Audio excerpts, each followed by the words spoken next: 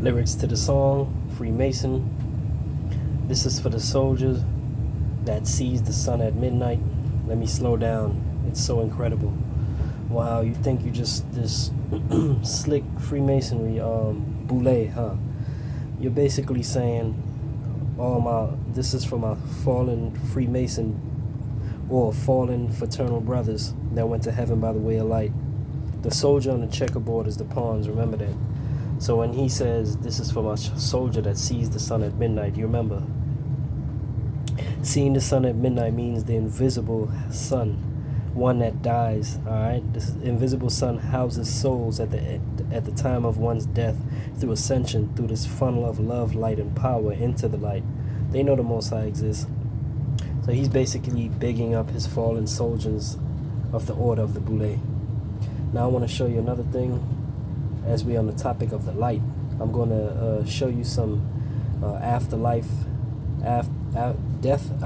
after death experiencers, a few ones that was profound. This is the lady I was talking about, Jane Smith, yesterday, and listen to what she says about the light and the process. Here I was.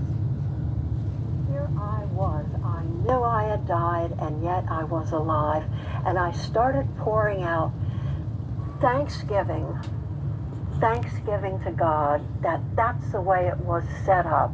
See, these people aren't religious. They don't belong to a denomination, but they identify with the light and God, all right? So a lot of people tell me like, oh, you sound religious or whatever. No, the religious sound like me because I'm spiritual. They all get it from spirituality and formulate it into a doctrine for the humans to rule over humans. But the mysticism of the presence of the Most High and everything else is real. That we actually do continue on. And as I poured out all these feelings of love and thanksgiving, the gray mist turned into an enormous, brilliant white light. When you go through the gray mist is like you're going into the realm of the afterlife, all right? That there's a gray mist. I've been through there after I spoke to the invisible sun.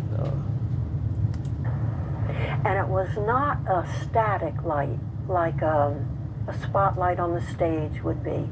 It was a dynamic light. In some way, things were going on. Power was going on in the light. Power was going on in the light.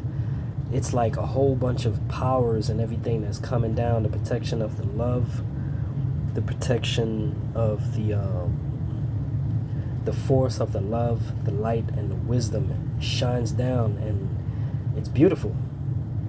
I hadn't a clue what it was all about until the light came toward me and drew me in also, and there was a point at which the light and I became one, or at least that's the way it felt. Yes, you merged with the light. To me.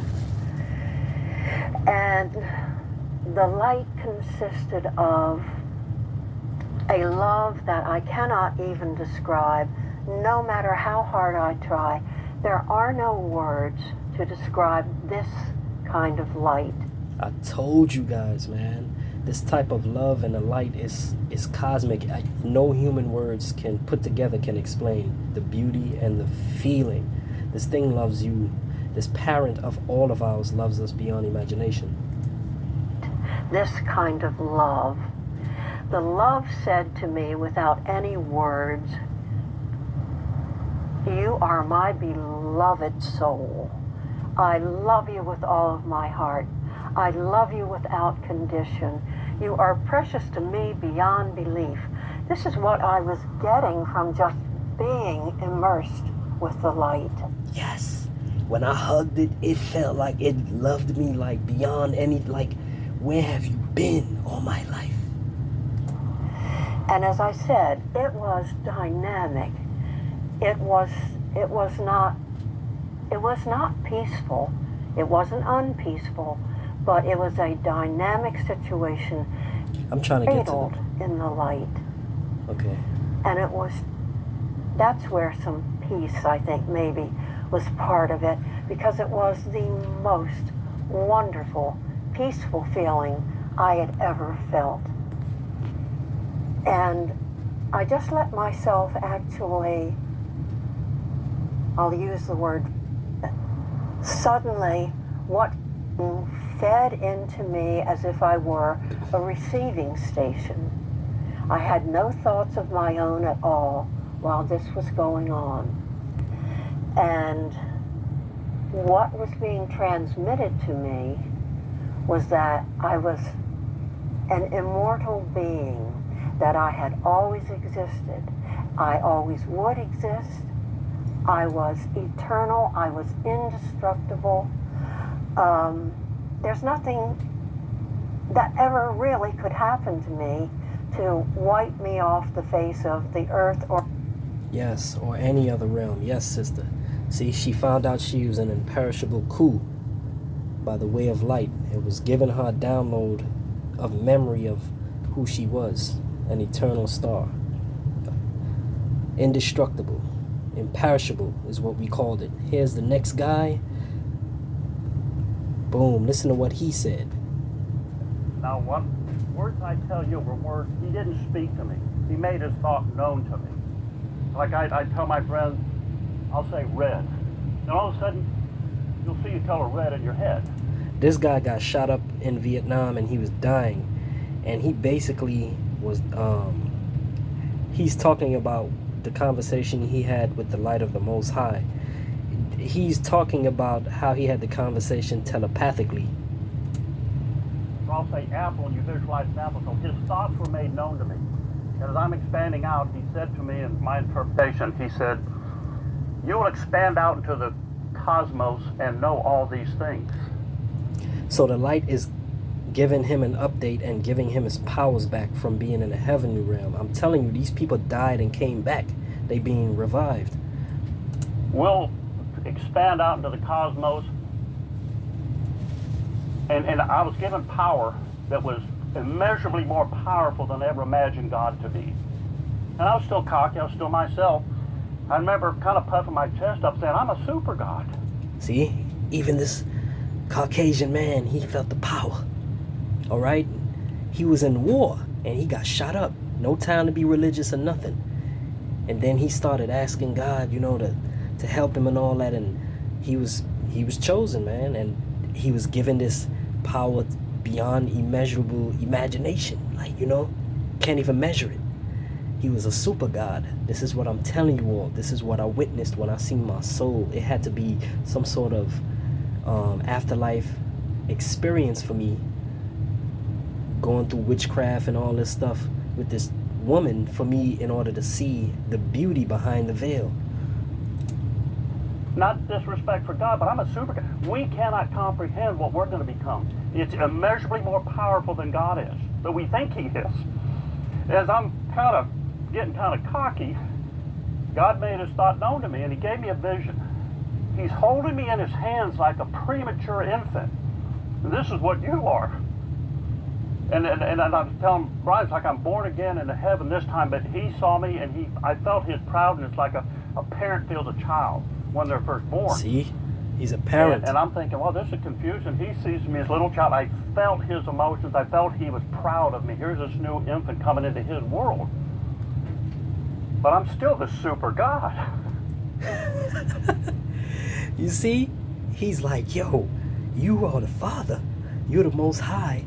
But I'm the super God being that I know I know all, I can do all.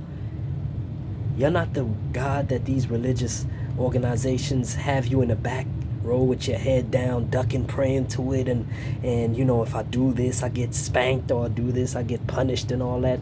The Most High is a parent. It wants you to be all powerful. That's what I'm trying to tell you all. I met this thing. The light is, this is what I want y'all to do one day. In your time of desperate need of a prayer or any type of divine intervention or anything, and you feel like you're on your last ounce of hope, Ask to see the being within. Say the Most High, man. I'm telling you, say, Most High, if you exist, I really need you, and I really, with all sincerity, do not do it expecting to see something so you can have this mighty pop, because these things, it can read your thoughts. Remember, if we're all one, and I can read your thoughts, and you're telling me something with your mouth and you're lying, I would know I would know you're lying, because I can read your thoughts. I can see the final verdict in your head, what's going on. It's sort of like that. It is like that. The Most High is with everyone. It's apparent, good or bad. But see, the thing is, you would not be allowed through the invisible sun to go if your heart is corrupted or blackened. Okay? Because you remember what Rick Ross said, right? Remember what he said. He said, this is for the soldiers that see the sun at midnight, so they know that your soul has a destination and a journey through the funnel of love, light, and power after death. They're not playing. They know. But they keep God away from the rest of the world, because the rest of the world is food and the money for the elite and the ones who rule the world.